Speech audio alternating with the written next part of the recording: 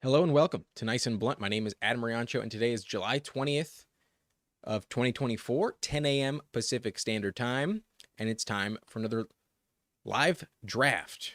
Let us begin.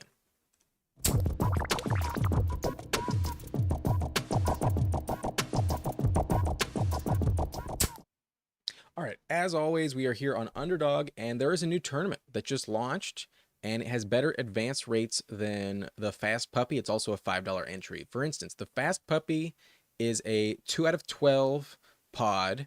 That's the advance rate. Got to finish top two. Then you enter a 10-team pod. You got to finish first. Then another 10-team pod. You got to finish first. Then you're in a 375-seat final. The payouts are definitely higher.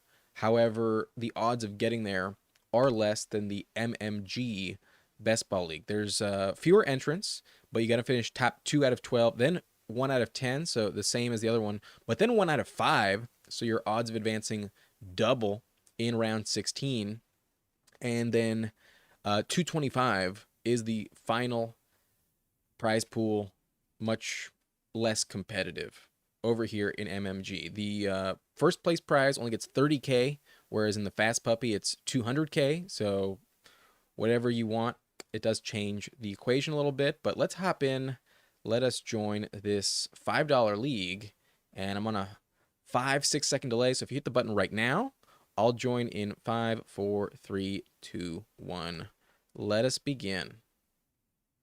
There are 8 spots available in this lobby. So we'll wait a little bit for it to kick off, but we will be underway very shortly. I'm sure this will fill up quickly. Again, we're in the MMG Best Ball League. If you want to join us, there's 8 spots left, now 7. And while we wait, I teased this yesterday, but I didn't do it at the end of the draft. Let's take a look at my exposures before the NFL draft. I drafted a bunch of teams before the draft even happened, and I drafted 71. Let's look at my exposure. Let's see where I made some good picks, some bad picks, and oh boy, some of these are good, some of these are bad. My number one most drafted player was Joshua Palmer, and at the time his ADP was 134. Right now he's going at pick 100, so definitely a better price. I remember I was drafting him as early as like pick 170 overall on Underdog at the time. So he's my number one player at 33.8%. I got a ton of Josh Palmer, and I'm happy to get the discount. That one looks good. But Dev says I didn't even know this tournament dropped. Yeah, I opened it 10 minutes ago and saw it, and I was like, okay, let's try a different one. I have a lot of Fast Puppy teams, so now I'm not going to be like beholden to being more unique than my other rosters. Just going to try and get the best team available. But how many spots left do we have? We're waiting for 2 more people.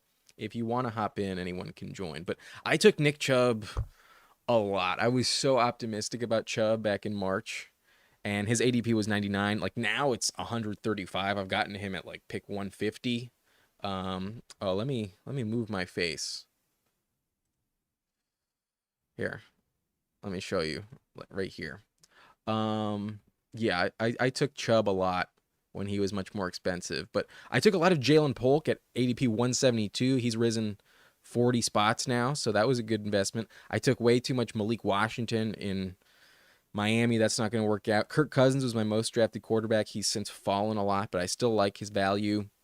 Super high on Jalen McMillan. Now he's going a little bit higher, but kind of the same. Baker, that's going to be a good pairing there, but I was still high on Sam Darnold. I was high on Montgomery. I took a lot of Leggett. That's not terrible. Pacheco, one of my highest drafted running backs as well as Malachi Corley. That seems to be a decent pick. But I took a lot of Johnny Woods. A.D. Mitchell, though, might burn me. Pick 87 on A.D. Mitchell originally, 18%. So I made some decent calls, some bad calls. We drafted before it was even a sure thing where these players were going. Wicks was your most drafted player. That's not bad. I feel like Wicks may have fallen a little bit, but I am at pick 12 again, the bookend. 2 days in a row.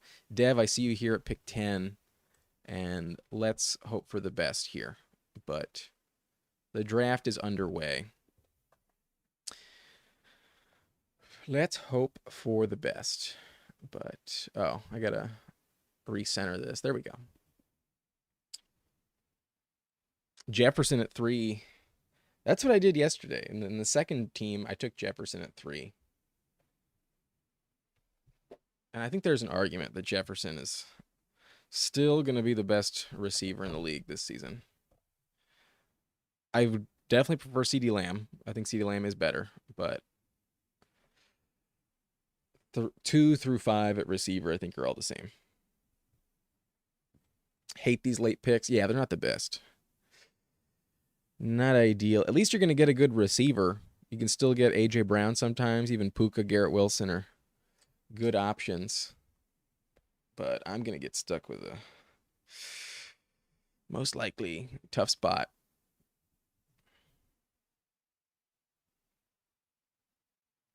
Bijan, Breece Hall. So far, this draft is pretty much normal, with the exception of Jefferson.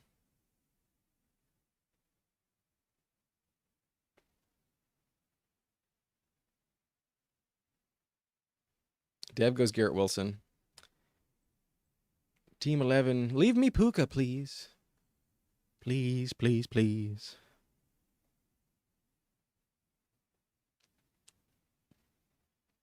Yesterday at this pick, we went with double running back. We took Jahmyr Gibbs and Jonathan Taylor. I didn't hate the roster. It wasn't atrocious. We kind of got back at the receiver position, but it definitely wasn't my favorite. And Puka goes, so that's not going to work out. I'm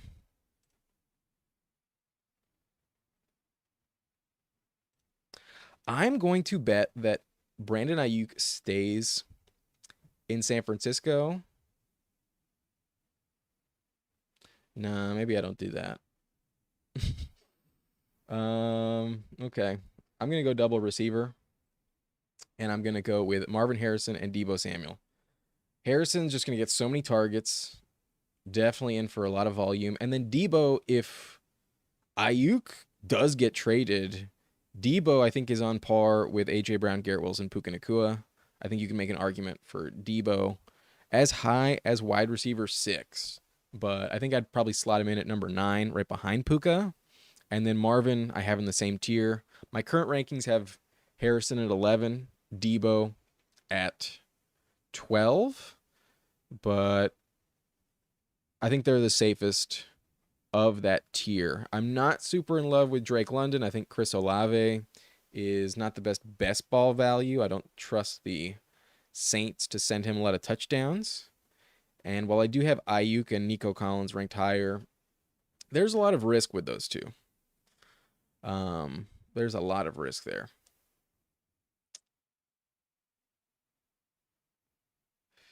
I can't pick Puka in the first. I just can't. I can. I think he's fine there. It's just so much firepower in that offense. But much rather have Kupp in the second. They're both good values, in my opinion. Honestly, you should have did Ayuk and Deebo. Was that what you were about to do? I was considering it, and then I decided to opt against it. Yeah, getting that San Francisco double stack is not a strategy I hate. It's just I was more confident with it about a week ago before Ayuk requested a trade.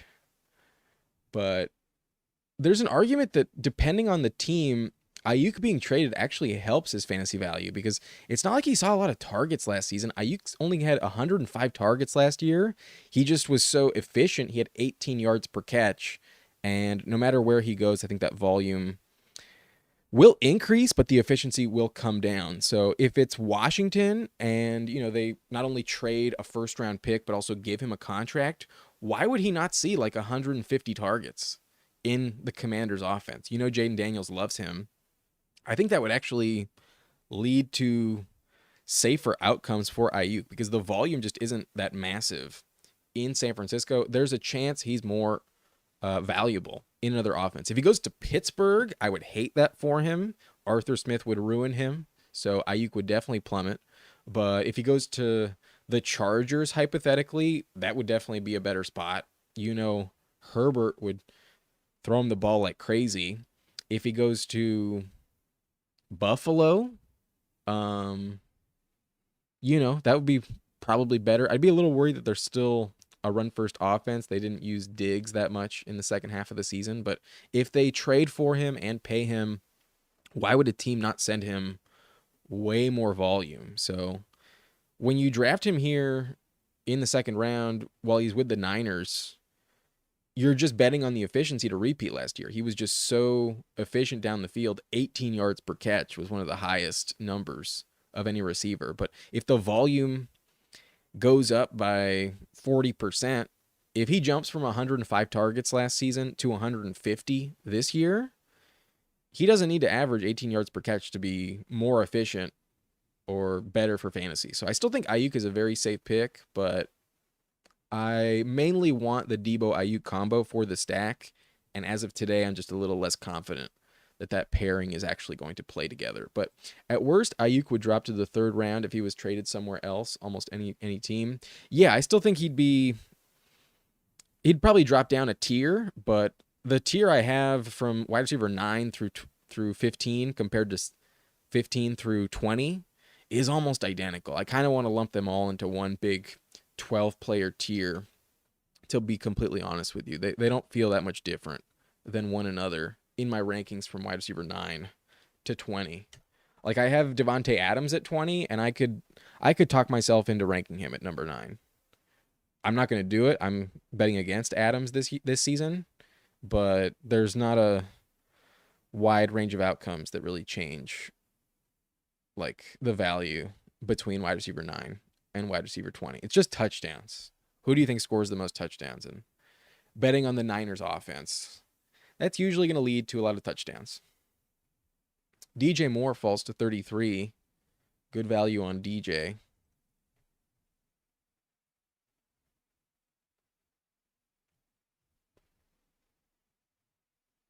But we have Harrison and Debo. Diggs comes off the board. My highest ranked is Zay Flowers, so I think I'm just going to take Flowers. And then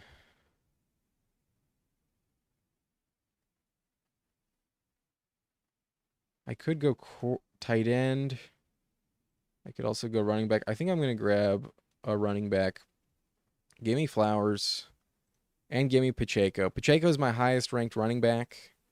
And at the bookend, this is where I'm fine reaching. I got to wait 22 picks for my next one. So let's not get behind the 8 ball. And Pacheco's a guy I feel like still confident in as my like hero RB. And I don't think I really want to grab a running back at the next turn. I'm much more comfortable grabbing like 2 at the 7-8 turn. So if Anthony Richardson can fall to me at pick 60, I'll grab a quarterback. I'll probably take another receiver, but maybe I'll go double receiver. Maybe I'll take Kyle Pitts or maybe I'll take George Kittle. Maybe I'll go with Deebo Samuel, George Kittle as our Niners stack investment, and then grab Purdy later on. That might be what I'm gonna do. We will see. But so far the team is decent. I got Marvin Harrison, Deebo Samuel, Zay Flowers, and Isaiah Pacheco.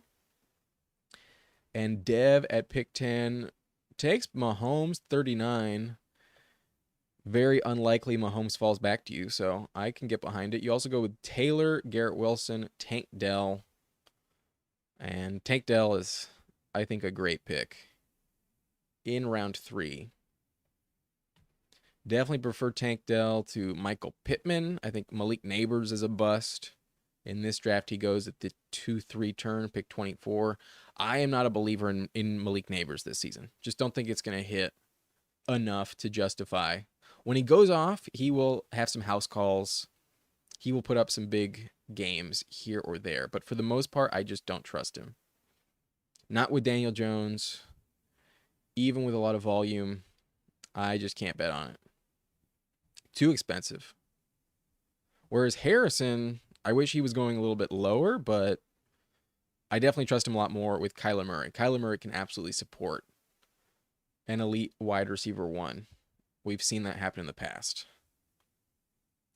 In 2022, in 6 games with Hollywood Brown as the clear number one while Hopkins was suspended. And then in 5 games, when Hopkins was the clear number one and Hollywood was hurt, the wide receiver one in Arizona averaged 15 and a half fantasy points per game, was seeing 11.1 targets per game.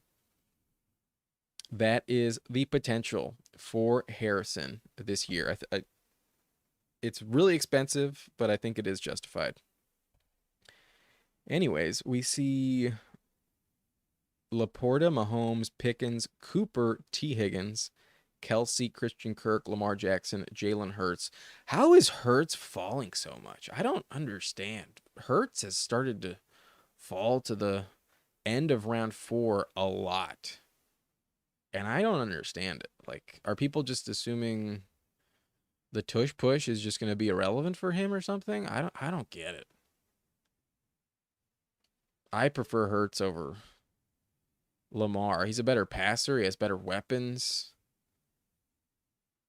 Obviously, Lamar is a top 5 quarterback. I'm not saying that isn't the case, but I don't understand why someone would grab Christian Kirk above Jalen Hurts. I don't get it. Malik Neighbors' playstyle is fantasy gold. All that yak he gets is crazy. I understand, but he's going to be bracketed on like every single play. He's going to be double teamed all the time. People don't want Hurts naked. Why not? If he has another 15 rushing touchdowns, it doesn't matter. I mean, the team with A.J. Brown could have had the stack they passed. Hurts is one of the few quarterbacks I'm perfectly fine taking completely unstacked. So much rushing value.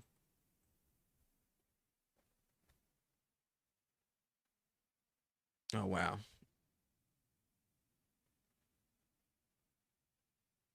Dev, I know you don't take elite tight end, but you have Kincaid sitting at the top.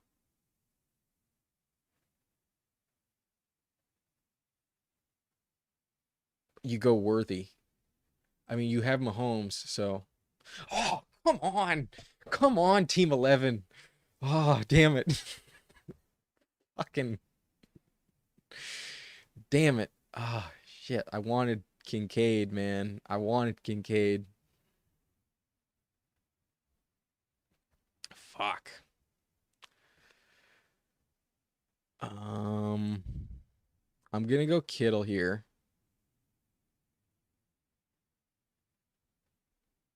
And I do often take Godwin at this turn, but we've taken him a lot lately. I think I'm gonna pass. And I got 8 pick value in terms of dropping. I got an 8 pick drop in ADP on Keenan Allen. What am I even saying?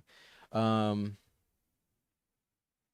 don't love it, but it also opens us up for a potential Caleb Williams stack if we miss out on Brock Purdy. So, really wanted Kincaid there. Shocked that the Josh Allen team passed on him.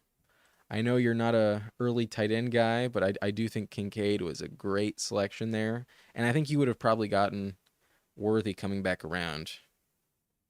Most likely. But damn it, I wanted Kincaid. But this sets us up for the stack we mentioned. We have Debo and Kittle. And if Ayuk does get traded, this is definitely going to smash as a pair. But we go Keenan. We see Odunze come off the board. Kenneth Walker, Rashad White. Team 11 still does not have a running back.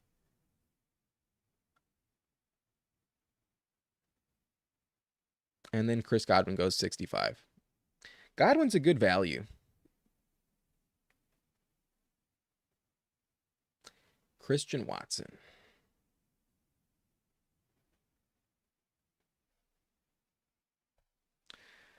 DeAndre Hopkins. Rashee Rice. If Rashee doesn't get suspended, then I think Hollywood is a bad pick. If you asked me a month ago, I would have been perfectly fine with Hollywood's ADP. I would have been kind of high on Hollywood, but now I'm a lot less confident that Rasheed actually gets suspended, and now I think Hollywood is a risky option. Round 5 receiver scares me, but I keep getting sniped on my Mahomes stacks. I just get them when I can now. I'm big on Mahomes next year. That's definitely a fair bet. Hard to argue that Mahomes is not a great value because you can usually get him in round 5. You take him in round 4 here, but last season he was going in round 2, if not like early round 3, and it probably will work out. I almost went with Odunze and Keenan there at the 5-6 turn, but I think I'm more interested in the Purdy stack than the Caleb Williams stack.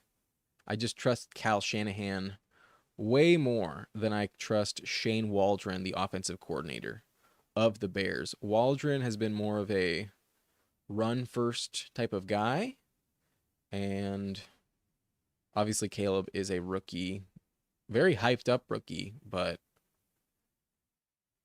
not as easy to trust as the proven guy in Purdy. So would much rather have a double stack in San Francisco than Chicago. But we also see Montgomery come off the board, pick 69. Deontay Johnson, Jordan Addison, Kyle Pitts falls to 72. Interesting on Kyle Pitts. This is a lobby that has been ignoring tight end for the most part, with the exception of Team 11, obviously, who goes Laporta Kincaid. But so many teams passed on Kincaid. Everyone passed on Kyle Pitts.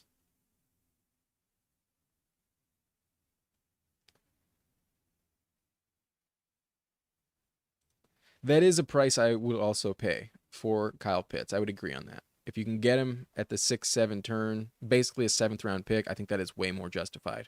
I still think Evan Ingram is better, but that's the same range. You would consider Evan Ingram. I have him in the same tier. And round 7 is also the round where I think Jake Ferguson should be going. So I have the 3 of them trioed together. And I do think past pick 70, whichever tight end you want, is then justified. But Pitts usually goes where I took George Kittle, sometimes even sooner. Sometimes he goes in the 50s. And that I think is a little too expensive. I think there's better running backs, still some really good receivers available instead of Kyle Pitts. And if he sucks again, if he burns us like he has, no one's going to be shocked. Everyone's going to say, I told you so. The people who did bet on him are going to be laughing to the bank, but I just don't think it's actually going to be that good. They have to use him like a receiver. If they finally do that, maybe it works out, but hard to bet on. This guy doesn't have a running back, so maybe I get Keon Coleman at a value. I do. I think I'm going to go Keon Coleman. Not like crazy cheap, but pretty decent.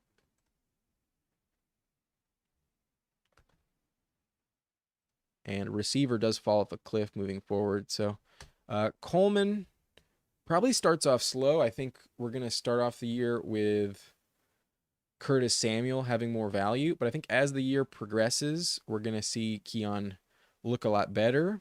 And for the sake of the tournament in weeks 15, 16, 17, when that's where you make money, I think Keon probably is a little more valuable in terms of upside than Curtis Samuel. I think it's justified here on Underdog to draft him first, but I think in your typical home league, your typical redraft format, I think people who have Curtis Samuel early on are going to look way better, way smarter, going to have a lot more points scored from Curtis Samuel because he knows this system. He's played for Joe Brady before.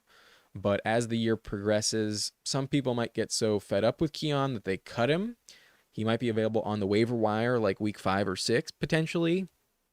And it's also possible that you can trade for him around that time at a very cheap value as well. So I'd rather be trying to acquire Keon Coleman mid-season than draft him in my typical redraft format. But you can't make any waiver claims. You can't make any trades on underdog here. So kind of just have to pay up the price.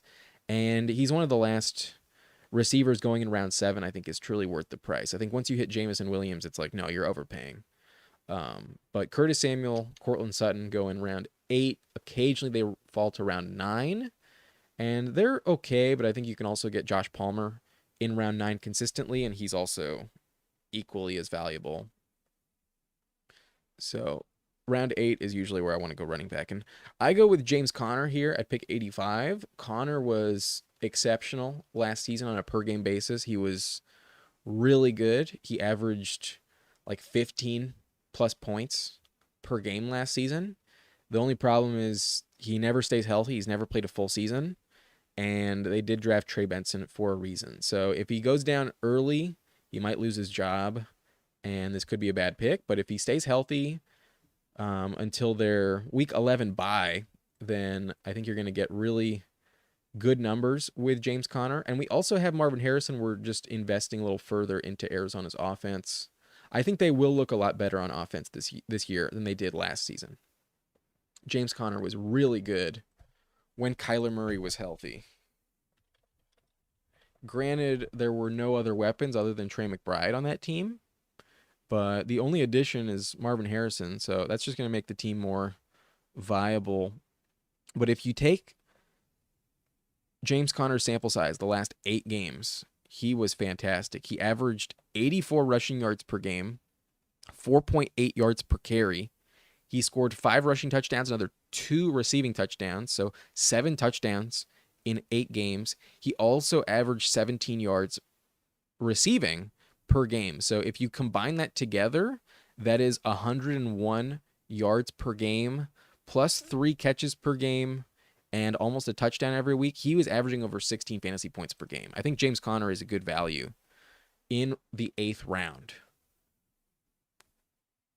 Have him in the same tier as Aaron Jones, David Montgomery, Ramondre Stevenson, as well as Zach Moss, and Raheem Mostert. I have those 6 players in the same tier. I just think there's a lot of injury risk with Aaron Jones, James Conner, Mostert. While there's a little more upside, you probably don't get as many actual games on the field as you do with Montgomery, Zach Moss, and Ramondre next season. But there's more upside with a guy like Conner, as well as Mostert, Aaron Jones. Just a little bit of risk increased because of their age and injury concerns. But how old is Conner? He just turned 29 in May. So not 30 yet.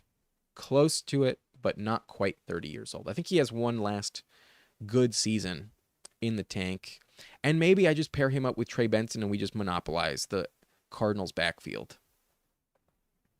Definitely a possibility. But Brock Purdy is going to be a target for me. I have 2 San Francisco pass catchers on my team. I have a tight end in George Kittle, and then I also have Deebo Samuel at receiver. I've got Isaiah Pacheco and James Conner.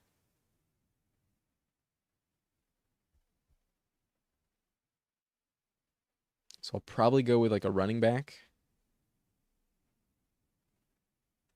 And I'm not a believer in Tony Pollard this season. And I think knowing that Conner will be going down, I think I'm just gonna double tap Benson. This will be the 3rd draft in a row on the live stream that we take Trey Benson. But I think in the 10th round, he is a very good pick. And it's a good thing I didn't target the Caleb Williams stack because Caleb gets sniped here. But I did not want him. I definitely wanted Brock Purdy. I trust Purdy a lot more. We get a good value on Tyler Lockett. He falls 9 picks. Maybe I go Lockett. But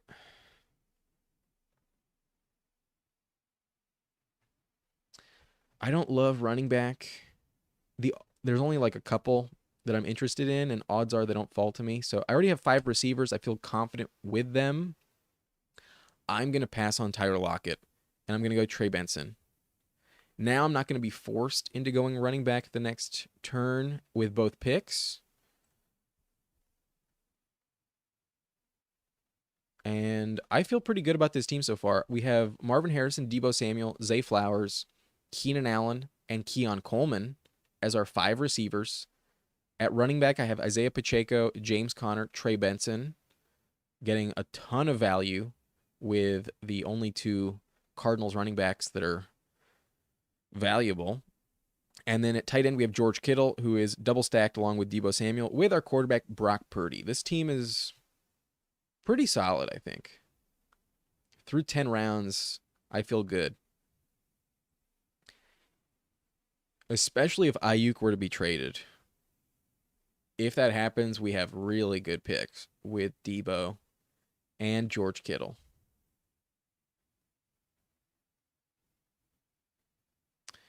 But Pollard goes pick 110. Tyler Lockett continues to fall.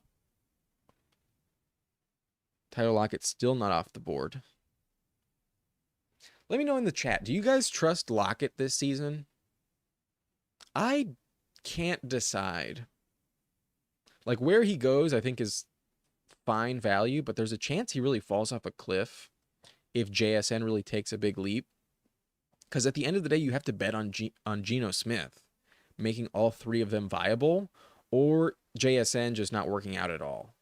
And last year, Lockett and JSN were kind of neck and neck. They were pretty similar in terms of value. I think Lockett scored a few more touchdowns.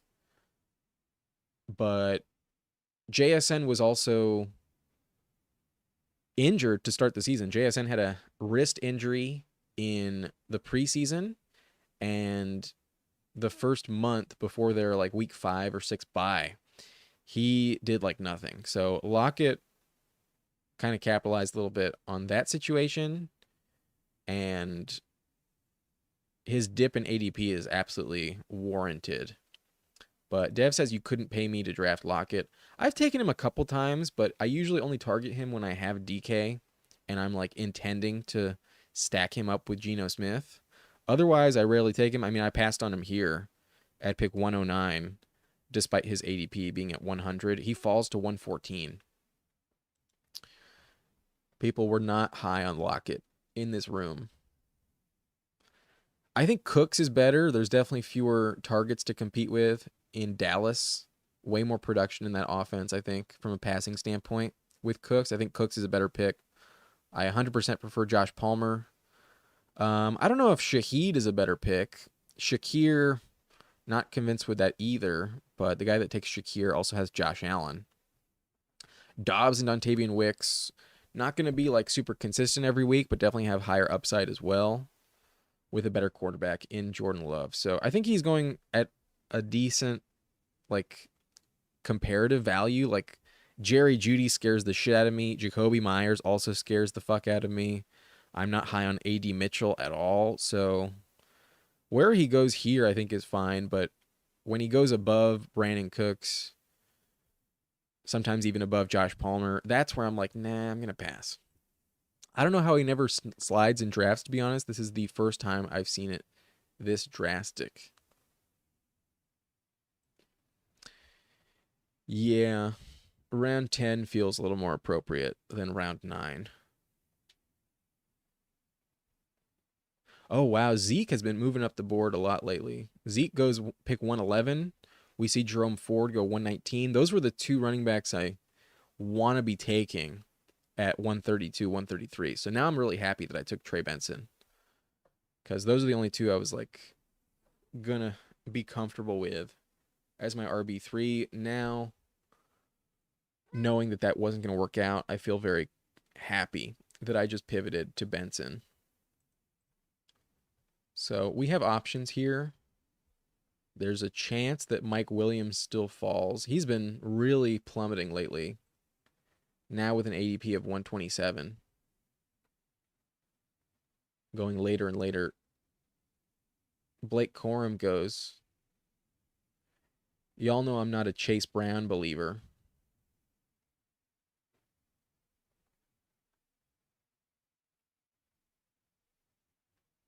Do I go with Mike Williams?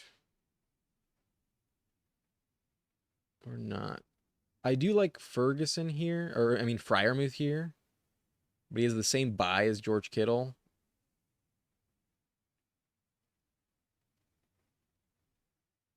I think I'm going to double tap wide receiver and take Mike Williams and Jalen Polk. Just shore up some depth at the receiver position. Mike Williams, round 11. I mean, technically round 12 here. That's fine. He used to go round 9. And there's not like a ton of hype on him lately. People have been kind of talking him down. And there's always risk with Mike Williams, but there's also tremendous upside. And as my wide receiver 6, that's fine. It also opens a potential Aaron Rodgers stack later on that we could also pair with a guy like Tyler Conklin, Malachi Corley. So I'm fine taking Mike Williams at 132. I've been a big fan of him for a long time. As a Chargers fan, it's been most often a mistake, but when he hits, he has 20-point upside any given game. It's just usually followed by a 2-point game immediately the next week. So he's a big headache in season long, but if he's healthy this year, there will be some big spike weeks, and there's not many players with his upside at this point in the draft. Like maybe Jahan Dotson hits, but last year was really discouraging, especially if they add Ayuk. Dotson's not a good pick at all. Gabe Davis also has this upside, but he's in a new offense with Trevor Lawrence. We don't know exactly what to expect. And Gabe Davis is a perfect example of what Mike Williams offers you. Some weeks it's 20 points. Other weeks it's literally a bagel. Gabe Davis will give you a bagel just as often, if not more often, than he goes off for a 20-point game. So at this stage in the draft, I'm perfectly fine taking Mike Williams. 132. And then I take a really good floor play with Jalen Polk. So like that high risk, high reward upside with Mike Williams paired with a high floor safety net with a guy like Jalen Polk. That's a good complementary piece to a guy like Mike Williams. But then we see Xavier Legette, Pat Fryermuth, Justin Herbert, Kendre Miller, Chase Brown.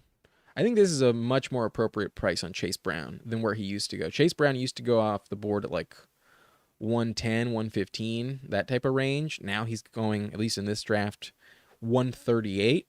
And I am not a believer in Chase Brown. The guy I want in the Bengals backfield is by far and away Zach Moss. I think Zach Moss is a top 20 running back this season. Equally as valuable as a guy like James Conner. But then Dalton Schultz, Gabe Davis, Marshawn Lloyd, Cole Kmet, Jahan Dotson, Luke Musgrave, Ricky Pearsall, Demario Douglas, Darnell Mooney, Ty Chandler, Matthew Stafford, TJ Hawkinson, and now Quentin Johnson off the board. I will pass happily on Quentin Johnson. I'm not interested in Quentin Johnson this season. Not at all. But this is what I wanted. This is the reason why I passed on running back at the last turn. I think we're going to get good values here and an opportunity to double tap the position. Kimani Vidal goes off. High upside with Kimani, but a lot of other players to compete with in that Chargers backfield. Bateman goes. Definitely wasn't considering Bateman. So I think I'm going to go with a high upside pick that, if it does hit, would be more valuable at the end of the season in Jalen Wright. Like the weeks that Jalen Wright might be elite are towards the back half of the year. Probably won't have a big role early on with Achane and Mostert healthy. But to complement him and counteract some late year production, I'm going to go with Chuba Hubbard, who I think will be the starter and get a majority of touches in this backfield for the first month of the year, potentially even more. Chuba Hubbard in September, I think, will be a good flex play in your format. So Chuba Hubbard going to offer some early production. Jalen Wright hoping for the best later on in the season. And if you told me that either Devon Achane or Raheem Mostert at the age of 32 get hurt, wouldn't be shocked with either of those scenarios. And if both go down, you have a top 5 running back in Jalen Wright if he's the only guy in the Dolphins backfield. Jalen Wright has league winning potential in a tournament. That's the type of guy I want on my team. So that's our running back room so far. We have Pacheco, a guaranteed top 10 running back in my view, my RB8 this season. We also have James Conner and Trey Benson just locking up all the production in that Cardinals backfield. Definitely some high upside on a week-to-week basis there. And then Jalen Wright, potential league winner. Chuba Hubbard, early season floor. And maybe more if Jonathan Brooks is slow to get back or maybe gets hurt again. If there's a setback to Brooks or maybe he's just really slow played as a rookie, they might just feed Chuba all year long because he's in a contract season and Brooks may just not be healthy for a significant amount of time. So that's our running back room. Our wide receiver core is pretty deep. We have Marvin Harrison Jr., Deebo Samuel, Zay Flowers, Keenan Allen, Keon Coleman, as well as Mike Williams, Jalen Polk. And then at quarterback, I have Brock Purdy, who is stacked up with my tight end, George Kittle, and our wide receiver 2, Deebo Samuel. That's the team so far, and I like it. I feel good with the team. And yeah, let me know in the comment section what you think of the roster. But if you're new to the channel, hit that subscribe button for me. It definitely helps the channel grow, obviously. If you are enjoying the video, hit the like button as well. And if you don't want to miss out the next time we go live or anytime I post new content, ring the notification bell down below and you will get all those notifications whenever it happens as soon as possible. But subscribe to the channel, everyone. If you have not done so already, I would really appreciate it. We are so close to surpassing 3K.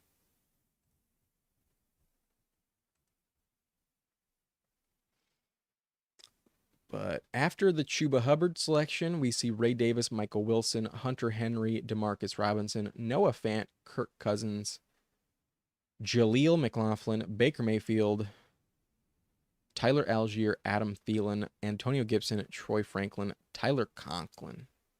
I would have liked Conklin on my team, but I do not get him.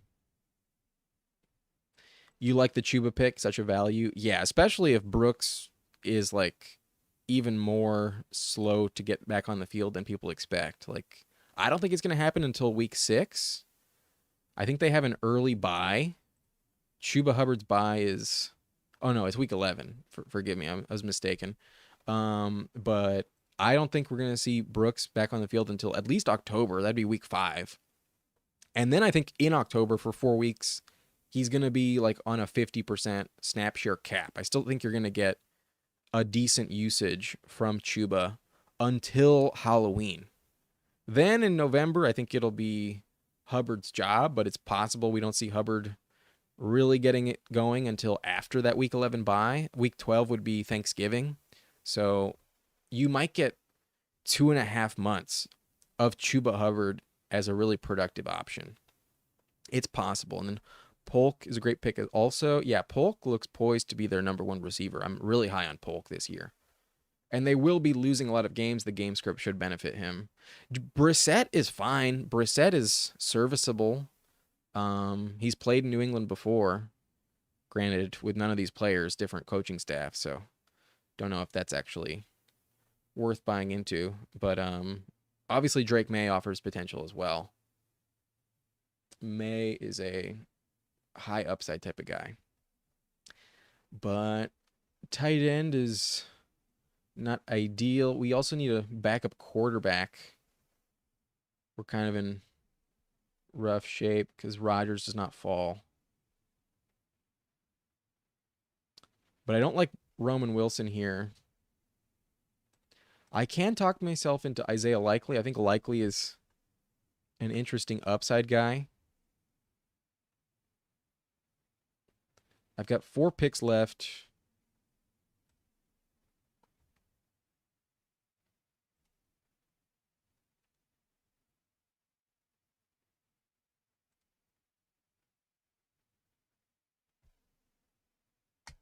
I'm going to go Likely and Will Levis. I could potentially call it done with two at both quarterback and tight end with this pairing. I think I'm going to be done at quarterback, but Levis has new weapons. It's definitely a pass first offense. It absolutely runs through him. It's just a question of what will he do with this opportunity. But he has good receivers, at least a lot of them. And I can also open up the Tyler Boyd combo. That's an interesting stack that I could take at 204. But I think I'm done at quarterback when I have Levis and Purdy. We'll see, but I think I'm done. Purdy was a top 6 QB last season. Purdy is also a really good value.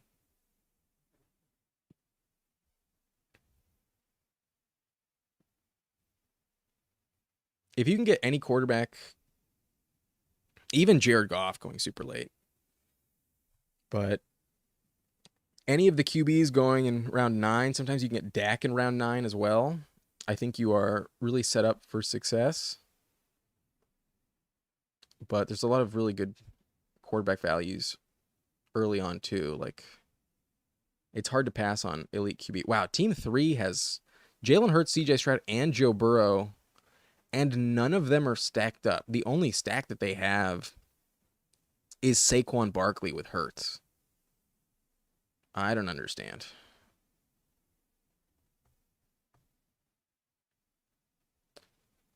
But if you can take a quarterback over guys like Marvin Mims, Dawson Knox, Ben Sinnott, you're definitely getting more points in your lineup.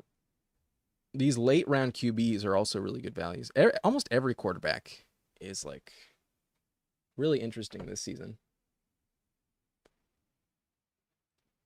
But players we're going to be targeting, I think I'm done at running back. I feel confident with who I have in Pacheco, James Conner, Benson, Jalen Wright, and Chuba Hubbard. But Tyler Boyd is the highest ranked receiver. Odds are he does not fall back to me. But I would take him if available. Running back, I could handcuff Pacheco with CEH. That's not egregious, but I think I'd rather not do that. I think I'd rather grab a third tight end like maybe Juwan Johnson, because it's not guaranteed that Likely does anything for us. We kind of just need Andrews to go down, but maybe he's earned more volume this season.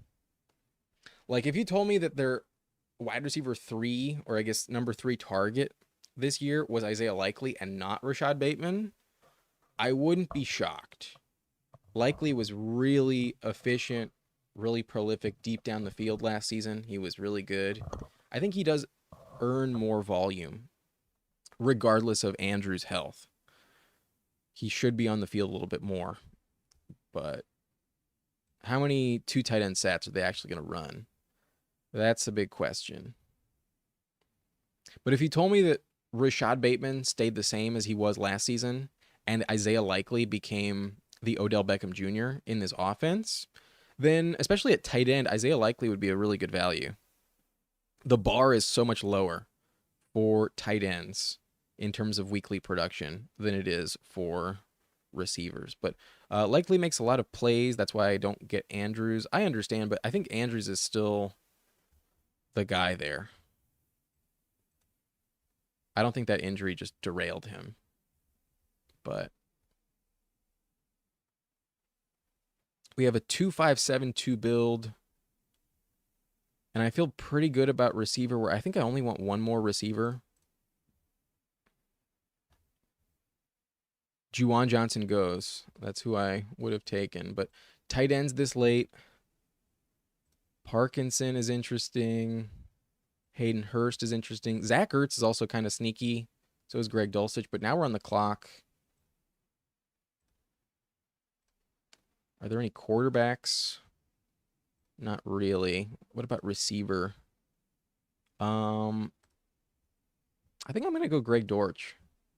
Just continue to monopolize Arizona a little bit.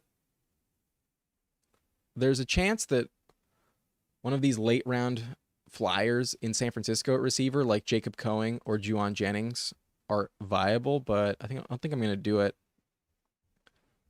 And then do I go with quarterback or do I go with tight end?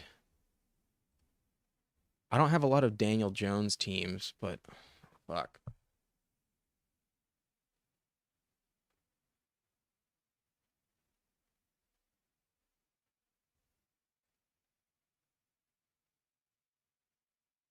Yeah, I'm gonna go with the third quarterback. We waited late to take Purdy, and then Will Levis is interesting, but not like a guarantee. Oh, this guy goes Darnold, one of my guys, right behind me. But if Daniel Jones stays healthy all season, that rushing upside definitely. I mean, he'll be fine as a round 18 pick. So just as a hedge against Will Levis, I'll take a third quarterback. So that's the team. I have Brock Purdy, Will Levis, Daniel Jones at quarterback, and Purdy is double stacked with Debo and Kittle. At running back, I have Pacheco, James Conner, Trey Benson, Jalen Wright, and Hubbard. I think that's a good combination of upside and floor, and I feel good about it. At wide receiver, Marvin Harrison, Debo Samuel, Zay Flowers, Keenan Allen, Keon Coleman, Mike Williams, Jalen Polk, and Greg Dortch. We'll see if Dortch is actually the number 2 receiver in Arizona. I think at worst, he's probably more valuable than Zay Jones is. But at tight end, a little bit thin. Kittle doesn't see a lot of volume, but very high upside, especially if Ayuk gets traded. And then likely super high upside, but very low floor if Andrews never gets hurt and his role does not increase. But Dev, you are in this lobby with me. Let me take a look at your roster. Just because you're sticking around here. You had pick 10, and you go Mahomes, Jordan Love, really good pair at quarterback. At running back, you have Taylor, Kenneth Walker, Zeke, Rico Dowdle. I love the Zeke, Rico Dowdle combo. Really nice. Kind of paid a premium on Zeke, but I think it is justified. And that's really interesting. And then Kimani Vidal, really good shot on Vidal. Let me pull up your team again. Receiver, you have Garrett Wilson, Tank Dell, Xavier Worthy, who is stacked with Mahomes, Curtis Samuel, Romeo Dobbs, Michael Wilson, Odell, John Mechie. Wow. Don't see a John Mechie selection that often. Very interesting. I think after adding Diggs, best case scenario is they trade John Mechie. But I was in love with Mechie when he came into the draft, into the NFL. Last year I took a ton of him, but it didn't work out. He may never pan out, but love him as an option. Tight end, Pat Freiermuth, Jonnu Smith, Dawson Knox. Freiermuth as the one really good value. I almost took Freiermuth if you didn't have the same buy as Kittle. I would have sniped him from you. But he's looking good. He's in the mix is what they're saying. That's really interesting. He could be the Noah Brown. If he is, and Stephon Diggs is the biggest bust of the season, then that's going to be a very interesting pick. But I have a hard time believing there's just enough volume available. But I would love to see it work out. I would love to see Mechie actually pan out. But I like your team, man. Really good at quarterback. A decent stack with Worthy. And then it's a little thin at receiver, but you also have Dobbs stacked up with Love. And then it's just a question of can Beckham and Mechie actually offer you anything. But I think it's pretty solid. And then tight end, I do think you pieced it together pretty nicely. This is a good team, man. Really nice outcome with pick 10. So that's going to be it for this video. I've got some stuff to do on Saturday here, so we're not going to draft a second team. But like I mentioned, hit that subscribe button if you haven't done so already. And it's been fun. I'll see you guys on Monday with another live stream. And good news, I called the jury duty phone line yesterday, and at the moment, I am not called in next week. I have to call back on Monday, but we'll see what happens if I do have jury duty next week. I hope not, but at the moment, I at least don't have it on Monday, so should have some opportunity to make some videos next week, and let's hope for the best. But it's been a good stream. and really appreciate everyone who hung out, and look forward to seeing you guys again on Monday. But thanks everyone. Have a good weekend. Bye bye.